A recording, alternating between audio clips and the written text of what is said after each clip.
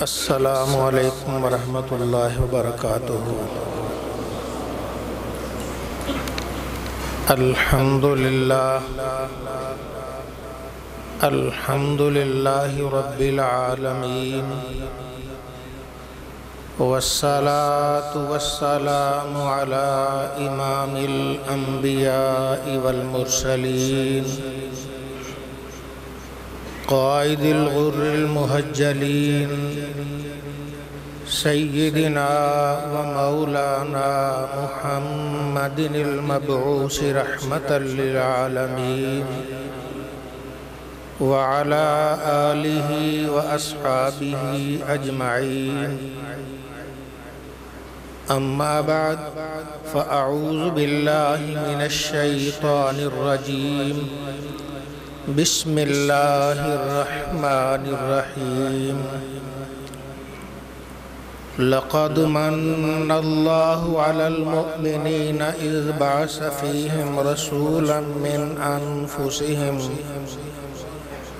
یتلو علیہم آیاتہ ویزکیہم ویعلمہم الکتاب والحکمہ وَإِن كَانُوا مِن قَبْلُ لَفِي ضَلَالٍ مُبِينٍ۔ صدق اللہ مولانا العظیم۔ اللہ رب العزت نے خالق کائنات نے عرش اعلیٰ کے مالک نے ایمان والوں پر احسان فرمایا کہ ان میں اپنا شان والا رسول بھیج دیا۔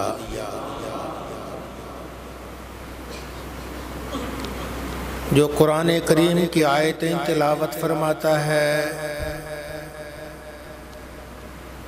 انہیں پاک کرتا ہے اور ایمان والوں کو کتاب و حکمت کی تعلیم دیتا ہے۔ اس امت پر اللہ کا بہت بڑا احسان ہے کہ اس نے ہماری ہدایت کے لیے، ہماری بہتری کے لیے اپنے لاڈلے پیارے سب سے افضل سب سے اعلیٰ رسول کریم کو بھیج دیا، جو آپ کے نقش قدم پہ چلا، آپ کے طریقے پہ چلا، وہ دونوں جہاں کی سعادتیں اپنی جھولی میں لے گیا۔ شیطان ہمارا دشمن ہے، وہ دشمنی میں کوئی موقع جانے نہیں دیتا۔ جب بھی موقع ملے ہمارے ایمان پہ ڈاکہ ڈالنے کی کوشش کرتا ہے۔ اللہ کے پیارے نبی صلی اللہ علیہ وآلہ وسلم نے ارشاد فرمایا، اپنے گھر جاؤ، گھر جاتے ہی بسم اللہ تو کہنا ہی ہے، ساتھ گھر والوں کو السلام علیکم کہہ دو، شیطان تمہارے گھر کے دروازے سے اندر داخل نہیں ہو سکے گا۔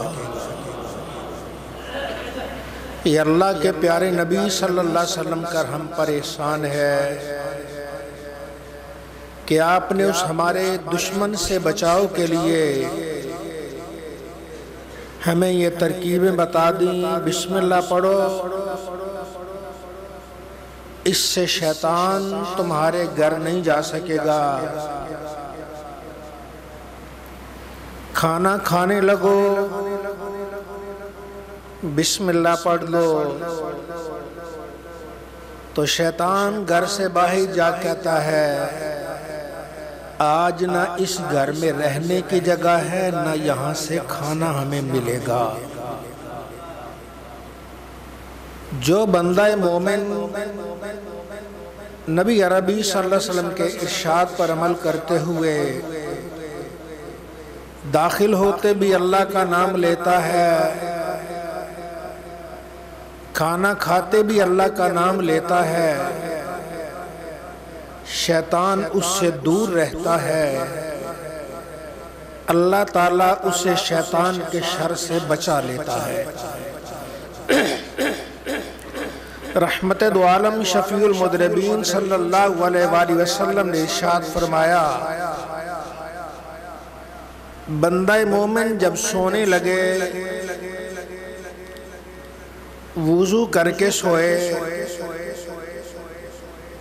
وضو میں اپنا ہی چہرہ دھونا ہے، اپنے ہی بازو دھونے ہیں، اپنے ہی پاؤں دھونے ہیں۔ جو وضو کر کے سوتا ہے اس کے یہ بالوں کی جگہ پہ فرشتہ ساری رات بیٹھا رہتا ہے۔ جہاں فرشتہ ہوگا وہاں شیطان نہیں ہوگا۔ اور جب بھی وہ پہلو بدلتا ہے فرشتہ کیا کہتا ہے؟ یا اللہ اس کو معاف کر دے، یا اللہ اس کو معاف کر دے۔ لَقَدْ مَنَّ اللَّهُ عَلَى الْمُؤْمِنِينَ إِذْ بَعَثَ فِيهِمْ رَسُولًا، اللہ نے ایمان والوں پر احسان فرمایا کہ ان میں اپنا شان والا، عزت والا، عظمت والا رسول مبعوث فرما دیا۔ آئیے عادت بنائیے پاک و صاف رہنے کی، طیب و طاہر رہنے کی۔ آج جو اپنے ظاہر کو پاک کرتا ہے اللہ تعالیٰ جب قیامت کے دن اسے اٹھائے گا تو اس کا باطن بھی پاک ہوگا۔ نبی عربی صلی اللہ علیہ وآلہ وسلم نے ارشاد فرمایا، بندہ وضو کرتا ہے، وضو کرتے ہی پانی کے آخری قطرے کے ساتھ اس کے چہرے کے گناہ نیچے گر جاتے ہیں۔ ہاتھ دھوئے، پانی کے آخری قطرے کے ساتھ ہاتھ کے گناہ بھی گئے، سر کا مسح کیا، سر کے گناہ گئے، پاؤں کو دھویا تو آخری قطرے کے ساتھ پاؤں کے گناہ بھی گئے۔ اللہ کے نبی ہیں، اس امت کے لیے رو رو کے دعائیں مانگتے رہے اور غاروں میں جا جا کے دعائیں مانگتے رہے، رات کی تنہائی میں اٹھ اٹھ کے اپنی امت کے لیے دعائیں مانگتے رہے۔ تو رحمت دو عالم صلی اللہ علیہ وسلم نے دعائیں تو مانگی، بار بار مانگی، اللہ نے پھر یہ صلہ دیا۔ ایک اور حدیث پاک میں کہ جیسے انسان وضو کرتا ہے، وضو کے پانی کے ساتھ گناہ حل ہو کے وہ نیچے گر جاتے ہیں۔ نبی عربی صلی اللہ علیہ وآلہ وسلم نے یہاں بھی بس نہیں فرمایا، دعائیں جاری رکھی ہوں گی، پھر اللہ نے یہ انعام عطا فرمایا، اے میرے حبیب کی امت، جب تم وضو کرو گے تو وضو کے پہلے قطرے سے اللہ تعالیٰ تمہارے گناہوں کو ختم کر دے گا۔ تو یہ اللہ تعالیٰ کی رحمت، گناہ سے انسان پاک ہو جاتا ہے وضو کرنے سے۔ نبی عربی صلی اللہ علیہ وآلہ وسلم نے ارشاد فرمایا، گھر سے جب مسجد کی طرف آنے لگو تو گھر سے نکلتے کہنا بسم اللہ، اللہ کا نام تو لینا ہے، اور توکل تو اللہ بھی کہ یا اللہ تم پر بھروسہ ہے۔ برائی سے پھرنا اور نیکی کی قوت سوائے تیری توفیق کے نہیں۔ بندہ یہ دعا مانگتا ہے، زبان سے ایک کلمات ادا کرتا ہے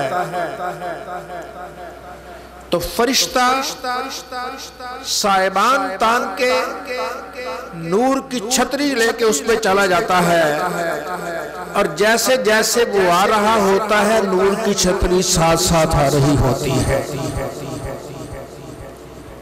نبی عربی صلی اللہ علیہ وآلہ وسلم نے ارشاد فرمایا، اپنے گھروں کو قبرستان نہ بناؤ، وہاں نوافل پڑھا کرو، گھر میں نفل پڑھا کرو۔ دیکھیے ہم فرض نماز پڑھتے ہیں،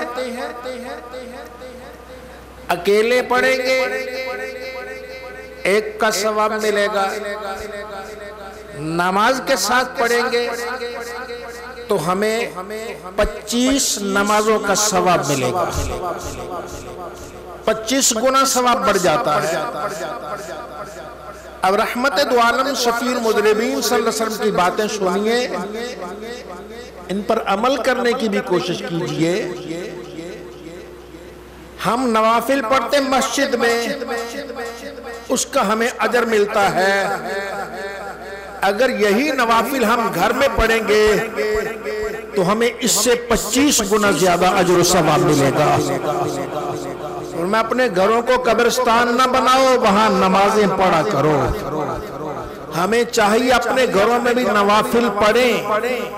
جب ہم گھر میں نوافل پڑھیں گے، نفل پڑھیں گے، ہماری اولاد دیکھے گی ہمارا ابا نفل پڑھتا ہے، وہ بھی نقل کی کوشش کریں گے، وہ اتباع کی کوشش کریں گے۔ جب ایک آپ کے نفل پڑھنے سے آپ کی اولاد سدھر جائے، اور کیا چاہیے؟ اس سے بڑا انعام کیا ہوگا؟ تو آئیے اس رحمت والے نبی صلی اللہ علیہ وسلم کے ارشادات پر عمل کرتے ہیں، گھروں میں نفل پڑھتے ہیں، گھروں کو قبرستان نہیں بناتے۔ تو رحمت دو عالم صلی اللہ علیہ وسلم نے ارشاد فرمایا گھر میں نفل پڑھو، جتنا مسجد میں نفل پڑھتے تمہیں ثواب ملتا، اس سے 25 گنا زیادہ تمہیں گھر میں ثواب ملے گا۔ فرض گھر میں پڑھو گے اس کا ثواب اور ہے، مسجد میں پڑھو گے اس کا 25 گنا زیادہ ثواب ہے، لیکن نفل کا ثواب گھر میں مسجد سے بھی 25 گنا زیادہ ثواب ہے۔ اور جب بندہ نفل پڑھتا ہے، اپنے گھر میں نفل پڑھتا ہے، تو گھر میں نفل پڑھنے سے گھر نور والا بن جاتا ہے۔ جیسے ہمیں آسمان پہ تارے چمکتے نظر آتے ہیں، تاریک رات ہو، آسمان پہ تارے نظر آئیں گے، کوئی چمک رہا ہے، کوئی اس سے زیادہ، کوئی اس سے زیادہ، جو زیادہ چمکتا ہے اس کی طرف دیکھتے ہیں، یار یہ بڑا چمک رہا ہے تارا۔